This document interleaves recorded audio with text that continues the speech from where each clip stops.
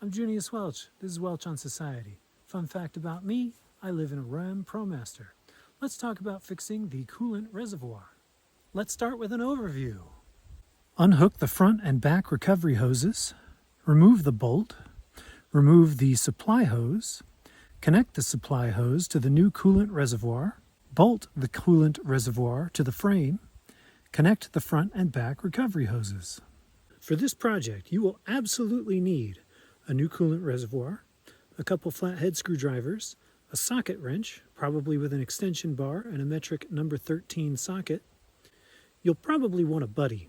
Nothing helps like having someone to help, even if only for moral support. A box cutter or other knife or all-purpose shears. One of those magnetic bit collectors or a container to hold the little parts. Something to put your trash in. A vessel for catching coolant like a plastic cup or an empty soda can. A rag or a roll of paper towels. And while you can conceivably reuse the factory hose clamps, they are annoying at best. Consider two 5/16 to 5/8 hose clamps and a 1/2 to 1 1/4 inch hose clamp. There are plenty of videos showing people doing this job, so I am not duplicating any of that work. Instead, as a patient parent that you've never had, I want to tell you some things none of those other videos seem to mention. First, this coolant reservoir failure is a known issue, and they all seem to break in exactly the same spot. What no one I've seen has mentioned is that this is most likely to burst at a time where your van is running at high temperature. Mine broke after driving uphill at about a 25 to 35 degree incline for about an hour, and it had been a long time since my last radiator flush. So you can minimize the chances of that reservoir bursting by making sure you get regular coolant flushes and don't try maintaining 45 miles per hour up inclines like that. The bad news is, this makes it much more likely that you are in the middle of nowhere when your coolant reservoir bursts. The good news is, once the van is cool again, like 4 to 6 hours in the shade with the hood raised, and if you're mostly driving downhill, you can probably get another 50 miles or more on the broken reservoir. It's just going to get coolant everywhere. I duct taped the brake, and it made little difference in terms of containing the coolant. This isn't recommended, but, you can. Replacing this part means nothing if you don't also get a radiator flush relatively soon. Any quick lube place should be able to do this for you if you don't want to go through the hassle. It's priced similar to what you would pay to do it yourself, and you don't have to store a bunch of tools for that job in your rig. You also don't have to find a place to properly dispose of the old coolant because you're paying them to take care of that for you. Second, replacing the Promaster coolant reservoir yourself is probably the easiest job you can do after replacing the windshield wipers. I saved $600 on a quote I was given in summer 2025 and got a socket wrench set out of the deal, which I definitely needed. Again, had I been doing more radiator flushes, I might have saved all $800. Regular maintenance is good. Do it if you can.